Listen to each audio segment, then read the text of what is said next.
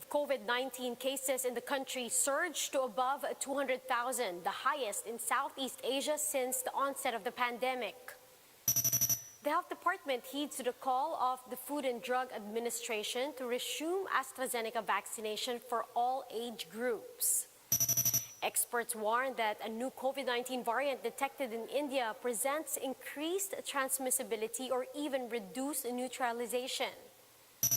Tropical cyclone wind signal number 2 has been placed in 4 areas as Typhoon Bising slightly accelerates and intensifies. And more community pantries spur out in several communities to enable more people to help those who are in need in these difficult times.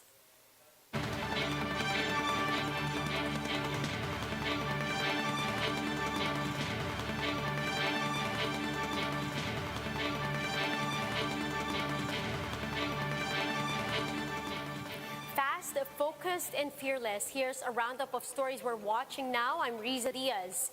Over 11,000 fresh infections have been added to the country's caseload, pushing the active case count to above 200,000. Now, in an earlier interview with us, Professor Guido David of the Octa Research Group expressed concern over the rising number of cases. This even as the reproduction rate in Metro Manila continues to decrease. With this, David explained that we are not seeing an overall downward trend in COVID-19 infections, at least for now. Right now, we're not seeing a downward trend. And in fact, a few days ago, we reported that 5 cities in NCR were already on a 2-week decline. But now that's not the case, and only 2 cities are on a 2-week decline.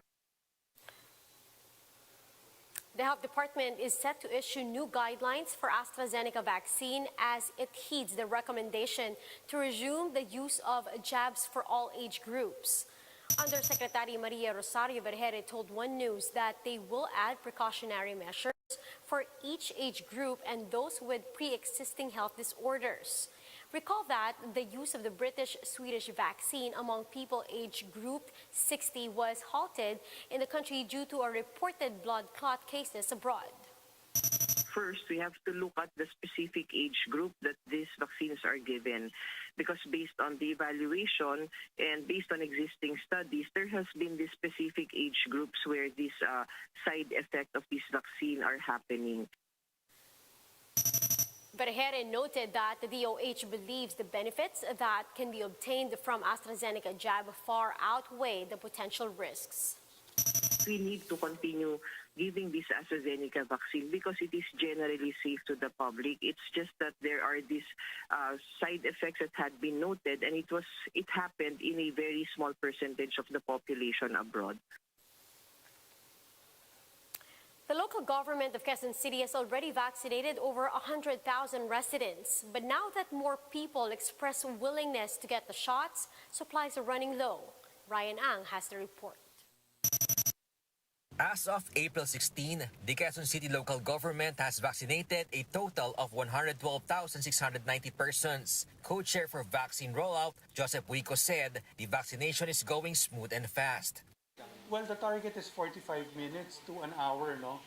We're trying to improve on that. Siyempre, may mga iba dyan nag-stay more than an hour, and meron naman na-achieve namin yung less than 45 minutes. Buico added that they only entertain those who are pre-registered and scheduled for vaccination. So we're trying to discourage them from doing that because it will compromise social distancing and it will lengthen their time there kasi masahaba yung proseso. 66-year-old and COVID-19 survivor Asuncion Manabat said she did not have a hard time getting vaccinated due to efficient system. She then encouraged everyone to get vaccinated, especially senior citizens, to be protected against the virus. Wala akong naramdaman. Wala. Okay. Ewan ko sa akin, dapat gawin. Magpa-injection. For your safe. Hindi mo nakikita yung kalaban mo eh. Mabilis kasi nung pagkatapos dun, dito na injection na kagad tapos na. Kaya lang, nung in-injection na ako siguro, tumaas ng konti. Kaya binababa nila. Pero ngayon okay na. 64-year-old Perla Medel and his husband, just like other senior citizens, were given priority during their vaccination in Emilio Aguinaldo Elementary School.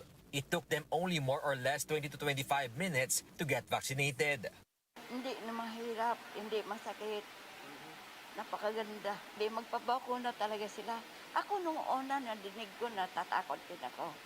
Pero nung inano ko ng anak ko, wala na akong takot.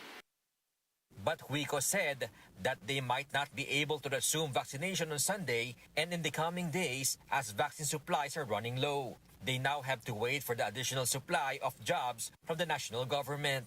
In the meantime, they will be conducting inventories for the remaining vaccines for no-shows and give it to bedridden senior citizens via house-to-house vaccination. Given the limited supply of vaccines that we have in Quezon City, kailangan namin ipagsama-sama yung mga bakuna na yan and see kung ilan yung number na pwede namin ma-come up with to roll out, siguro catering on senior citizens that are bedridden na ibabahay-bahay namin. For News 5, Ryan Ang, We Are One News.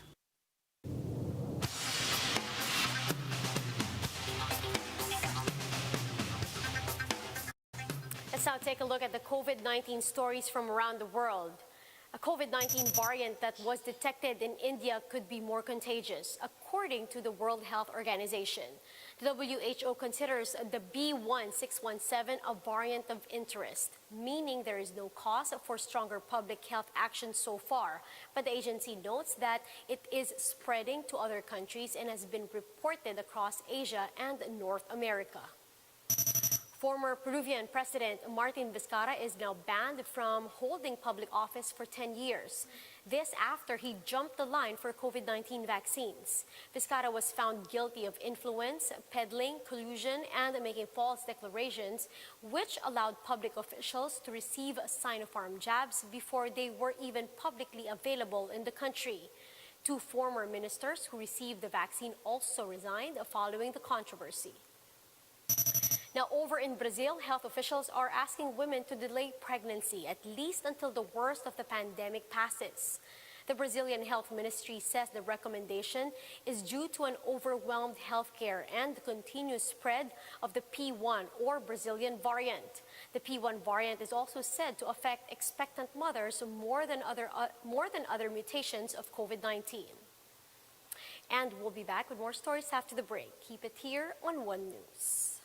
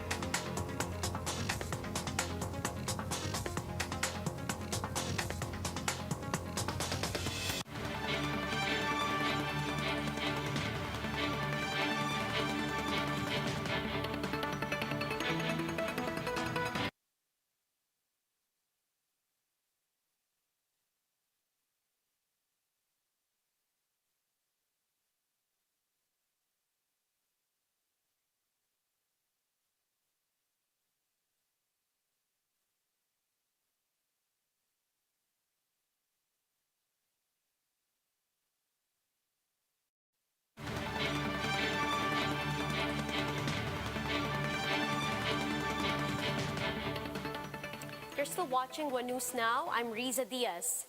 Pag-asa has raised tropical cyclone wind signal number 2 in several areas due to Typhoon Bising.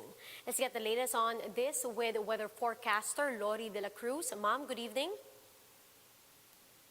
Good evening, and to all the viewers and listeners of One News. Tropical cyclone wind signal number 2 was raised over Catanduanes, northern Samar, eastern Samar, and also Samar, while signal number 1 is also raised over Sorsogon, Albay, eastern portion of Camarines Sur, eastern portion of Masbate, Ticao Island, Biliran, Leyte, southern Leyte and Camotes Islands, Dinagat Islands, Surigao del Norte, including Siargao and Bukas Grande Islands, and also Surigao del Sur. As of our latest analysis, the strength of this typhoon is now up to 195 kilometers per hour near the center, and its gustiness is up to 240 kilometers per hour. It is moving west-northwestward at 25 kilometers per hour. So, yes, ma'am? Ma'am Lori, just a few questions. For those areas that you mentioned that is being affected by Typhoon Bising, what measures should people do in those said areas? Sorry, ma'am, I apologize. I didn't hear it clearly. Can you repeat the question? Ma'am Lori, according to you, there's a couple of areas and places that is greatly affected by Typhoon Bising. What would your advice be for the people living in these areas, ma'am? All right. So for now, the highest tropical signal or wind signal that was raised was signal number 2. So we will be expecting up to 61 to 120 kilometers per hour winds in the next 24 hours. So we still have time. We still have ample time for now to prepare for this, especially the hazards that are likely to be experienced due to the passage of this typhoon. Although the landfall scenario is now less likely, the landfall scenario is less likely over the any part of our landmass. Although close approach is, we're seeing a close approach of the eye of this typhoon. However, the ranges of this typhoon will likely affect Bicol region, Eastern Visayas, and also some parts of northern and central zone in the coming days. So one of the adverse effects of this is, of course, the heavy rainfall, wherein tomorrow this will bring moderate to heavy with at times intense rains over Eastern Visayas, Bicol, and southern portion of Quezon. So under these conditions, rain-induced landslides may occur, especially in areas in low-lying and also in very highly susceptible areas to this highly susceptible to this hazard. So as early as now, we're advising the general public to monitor and also do some preparations, especially those who are residing in low-lying areas. Ma'am Lori, is Typhoon Bising expected to intensify any further? Yes, right now our current analysis says that it's very, very likely to intensify in the next few hours. It could actually, the likelihood that it will be a super typhoon is now not ruled out. Ma'am, it's only April and we are already having a typhoon. Does this suggest that the dry season will end earlier than usual? No, the dry season is not necessarily ending anytime soon. So it's also normal that at this time of the year we're experiencing tropical cyclones entering the area of responsibility. So it's just that maybe you are comparing with last year, wherein the first tropical cyclone entered in our area of responsibility May already. Ma'am, how many typhoons are we expecting this year? The average number of cyclones entering the area of responsibility of the Philippines is around 20 to 21. Ma'am, a final question. Are there any other weather disturbances that we should be aware of? Should Metro Manila residents also expect rain? For now, in the next 24 to 36 hours, the weather here in Metro Manila is still very manageable. It's still good weather. However, due to the close approach of this typhoon to some parts of southern Luzon by tomorrow and by April 19, we will still be experiencing some scattered rain showers and thunderstorms due to the outer periphery or outer rain bands of this typhoon. Thank you very much, ma'am, for that report. That's Ma'am Lori De La Cruz, Pagasa weather forecaster. And in other news, what started as a small initiative set up in Maginhawa Street has now resulted in a ripple effect of kindness. From Quezon City, it is also taking other areas in Manila and Laguna one street at a time. Called Community Pantry, this initiative is the brainchild of Ana Patricia Non. Working on what little supplies of vegetables, fruits, and canned goods that she had, she hoped it would feed the needy. In turn, those who have more resources are urged to donate only what they can. In just a week, this simple act of kindness has been replicated in Sampaloc, Manila, and even up to Los Baños in Laguna.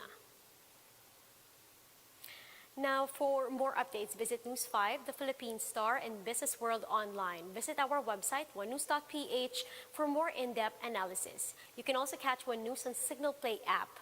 Register for a free account now at www.signalplay.com and stream One News live anytime, anywhere. Mask on, wash hands, and stay safe, Philippines. I'm Riza Diaz. We are One News.